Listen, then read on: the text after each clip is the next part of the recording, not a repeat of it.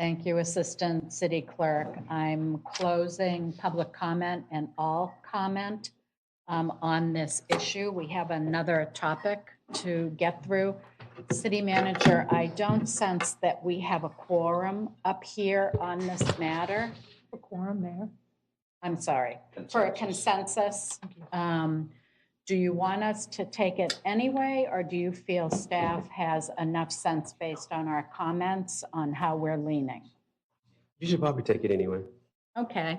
I'm looking for a consensus to support making the comprehensive plan changes identified in option 4 in the staff presentation. Commissioner Emmerich? I'm a yes. Vice Mayor? I'm a yes. I'm a yes. Commissioner Stokes? I'm a yes. Commissioner McDowell? Absolutely not. Okay. On to. Mayor, you need to vote. You can't vote. It's Or, I a, mean, I your did. consensus. I did. Oh, you Yeah, I said made yes? the consensus, Okay. yes. but we do not have a consensus. We're at a more. Correct. We Okay. don't have a consensus. I said that. Item 23-0597, discussion and possible direction regarding the draft of the Unified Development Code Mayor, Chapter. before we go on to the next item, there's a couple consensuses I would like to get based on the conversation we had on the Warm Mineral Springs thing. Go ahead, Commissioner. Thank you. I didn't know you were moving that quickly into the next item. We're going to be needing lunch here soon. The first one is I'd like to get commission consensus to instruct city manager to reach out to the indigenous people. I think a great start is the gentleman that was sitting here to get their input and feedback before proceeding.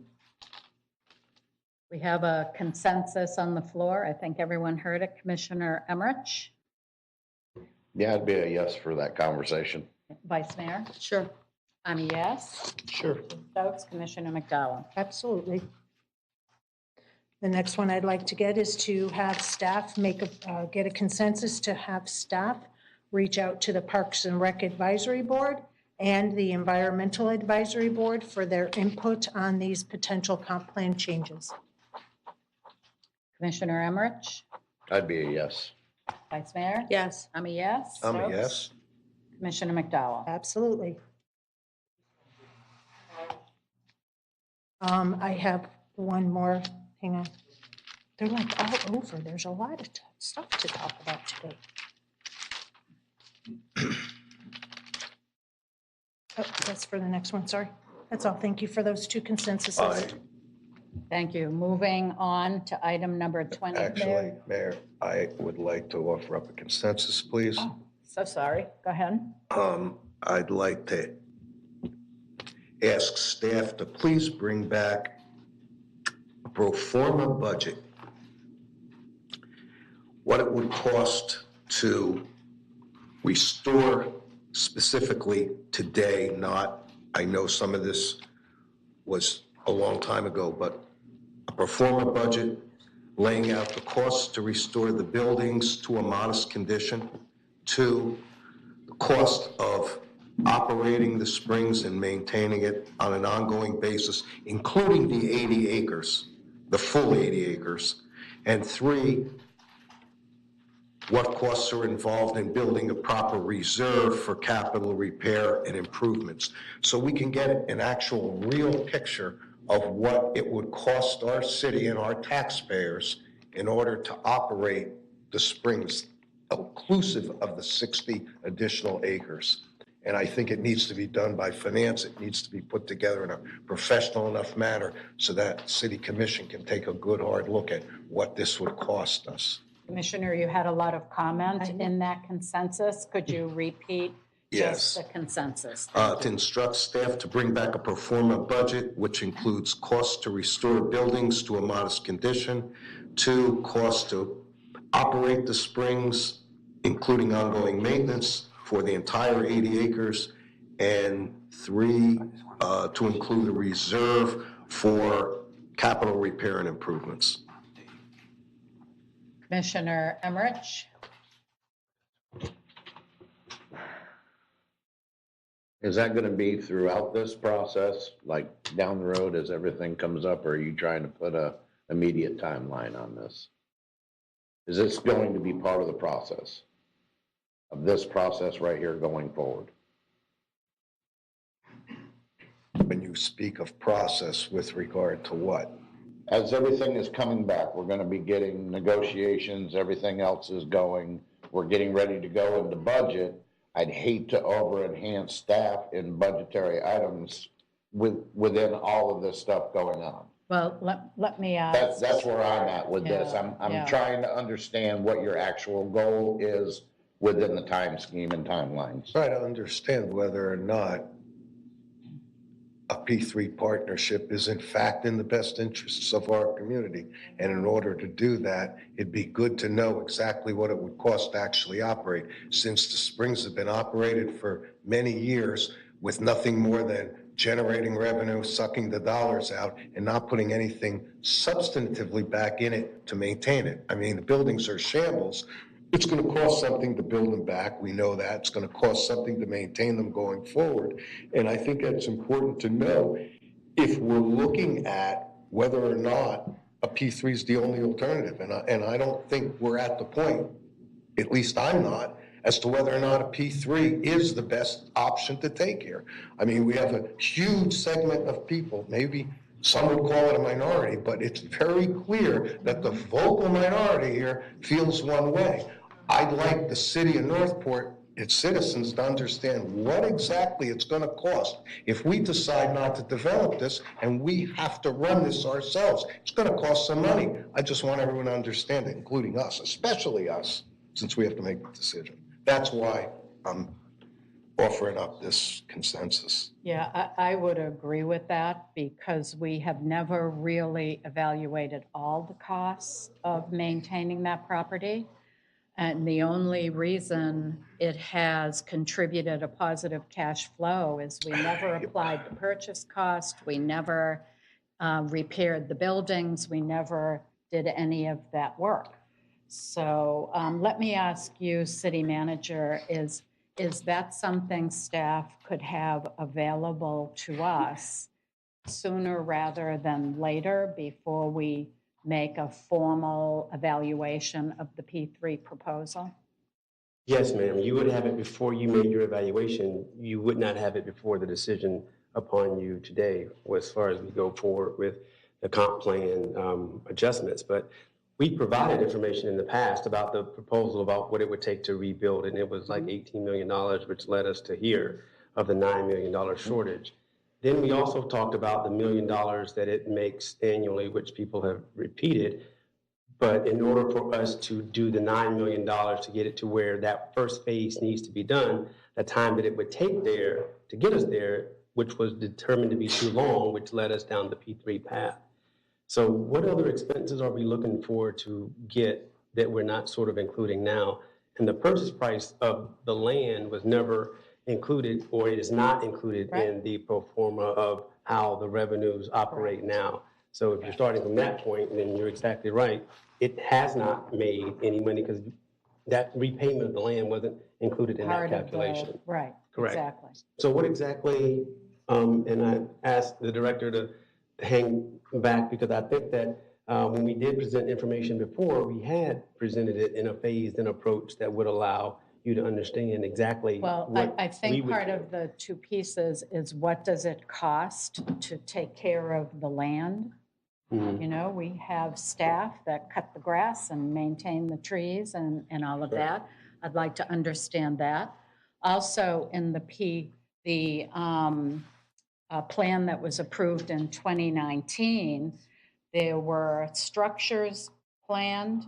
I need city manager's attention.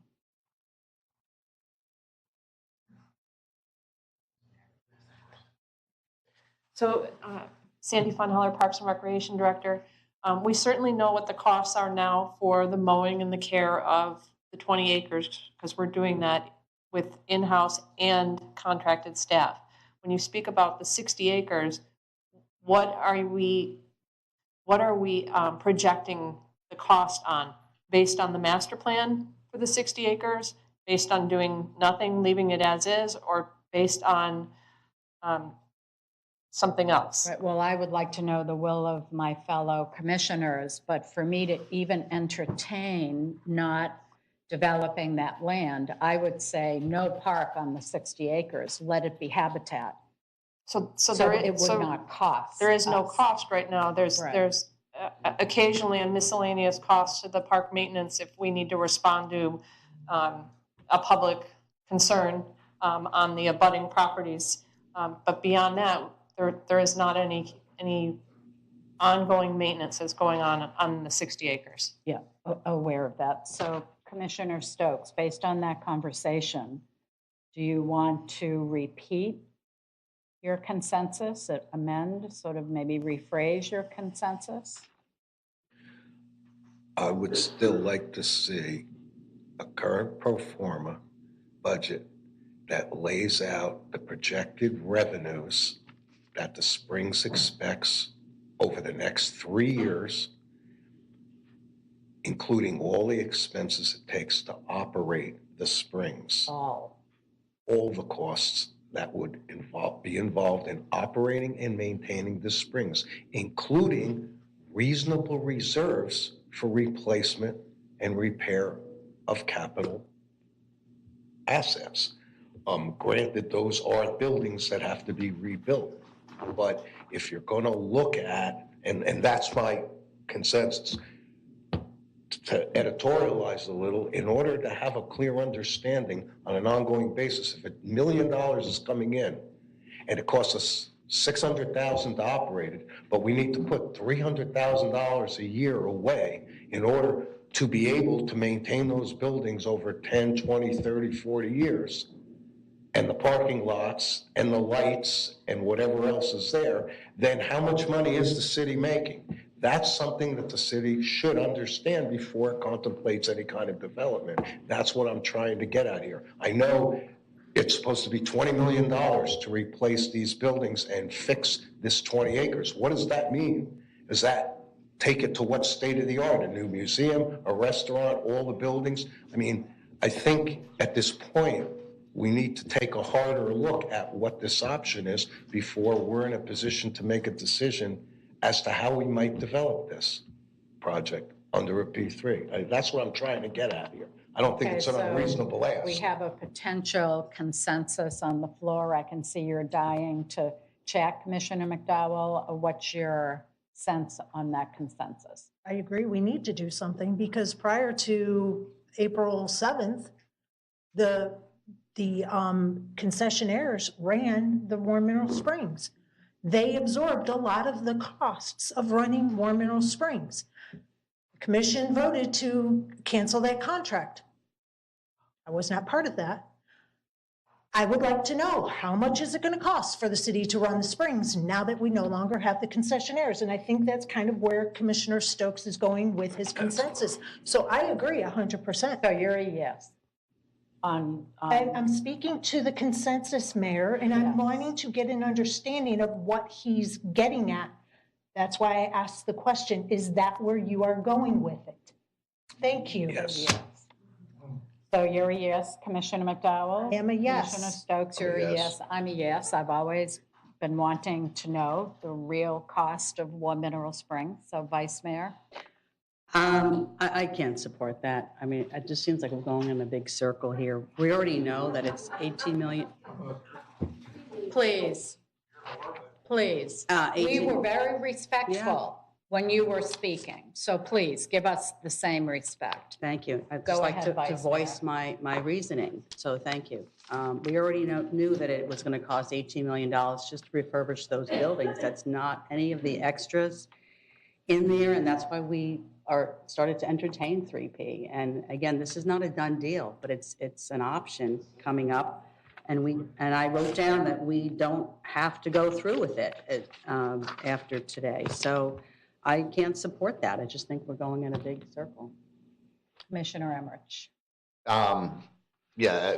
Going on with Commissioner White, and I understand that, we need to know what it would cost and everything like that. So I agree with that part of it. But it has been stated in the history of this too, is since day one, that the War Mill Springs was supposed to be, when we split with the county, pay as you go.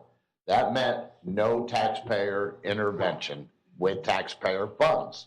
$9 million is sitting there of taxpayer funds. It came from surtax. So if we were to do that study, then we take that 9 million off the table, and now we're starting at $20 million to refurbish it. And with the Parks and Rec team before, they only had $2 million that was brought in over an 8 to 10 year period. So now you're looking at 20 to 40 years before it gets refurbished, by the way that it was considered to be pay as you go. So those are all the factors that need to be included into that. And that's why I was getting at Mr. Stokes, because it's a longer process on the funds to be able to refurbish the buildings and then go forward with the maintenance of them. Sure, we make $1 million a year, but that's going to be mostly maintenance, and the buildings will stay unfinished. That's why we went with the P3. Right. So Commissioner McDowell. I'm waiting for the next opportunity to speak after the consensus, Mayor. Commissioner McDowell, you have the So floor. the consensus was 3 to 2? 3 to 2. Thank you very much. I wasn't clear on what his was. So this is one of the main reasons that workshops, they're beneficial, but there's no clear picture. There's no clear direction that is given to the city manager. It's kind of, well, you kind of can read the tea leaves so you know what to bring forward. There's no clear direction that is being given because we have 2 consensuses that gave clear direction. The other 2 is up in the air. We cannot follow it up with a motion and then put people's names attached to how they voted for the minutes, for prosperity, for history, to make sure that it's captured accurately. These workshops are beneficial, but they're also kind of useless when we cannot give clear, undivided direction on how the city manager should proceed. I agree with having this perform a budget, and I think that it would be very wise. Without it, we don't have all the information that we need to be able to make an informed decision. And I would really like to have in the future, instead of these workshops, call it a special meeting so we can accurately reflect what is being done and captured in the minutes according to votes. If a consensus fails, then we go right to a motion. This way it's much more productive and it captures everything. Thank you, Commissioner. City Manager. Thank you, Madam Mayor. I just wanted to say that when we first started this exercise, there were a couple of options and pathways that we discussed. And one, I think the first one was to sell it. No one wanted to do that. The second one was to get information on what it would take if we ran it ourselves. And that sounds more like what Commissioner Stokes is asking for, if I'm reading it correctly, just on a more detailed way. And then I appreciate Commissioner Emmerich's input as well, because the $9 million, the $6+ million of surtax and the other part of it that's from what it has made does matter as you look at what would happen if we did it ourselves, or if we talk through different offers and proposals with the developer to see what does it mean with that pot of money. But we do understand the ask, and I do believe that it's within what we can pull back for you. And as we get to the spot in the process of actually putting an offer in front of you, you will have that information, because you will need to know, if you decide to go in a different direction, what does that mean for the city? So I find this workshop extremely valuable. And again, I know that the voices that you heard and the voices you will hear, that it will continue to influence your decision-making. And I think it's important that we all realize that maintenance of not just Warm Mineral Springs, but all of our parks comes out of the general fund, which is funded by our property tax. So we make these decisions, and sometimes it seems like we're all about the money, but we have to balance the budget. And we're committed to keeping the millage rate or our property tax rate low. So just understand that these decisions impact other things in terms of how we budget. Commissioner Stokes. Yeah, I would like to concur with city manager. I think this workshop was valuable in many, many ways. Again, we heard from everybody, which is one of the most important things. And the other is staff sat here and management sat here and listened to all this.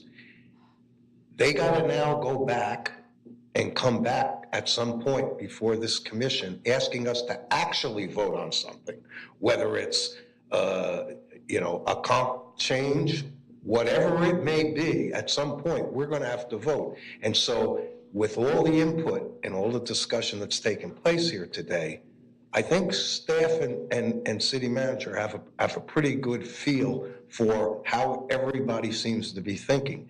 Now the monkey's on their back to come back and ask us to make a decision on something, and at that point in time, then the monkey will be on our backs to make that decision. So I think this was very valuable, and I really do thank everybody for doing this, because it's a lot of time out of your day. It is frustrating as can be, I'm sure, and yet it's part of this process, and it's a good process. I truly wish, and I'm on my soapbox, that for all or so many of the other issues that are profound that this city commission has to think about regarding city activities and city decisions, that this many people would actually come and attend. It might give us brain damage, but at the same time, it would make the process work even better because we'd hear what people are saying. So thank you all. Thank you, Commissioner. At this point, we are going to break for lunch. Let's come back at 2:30. Hour? An hour. An hour from which one?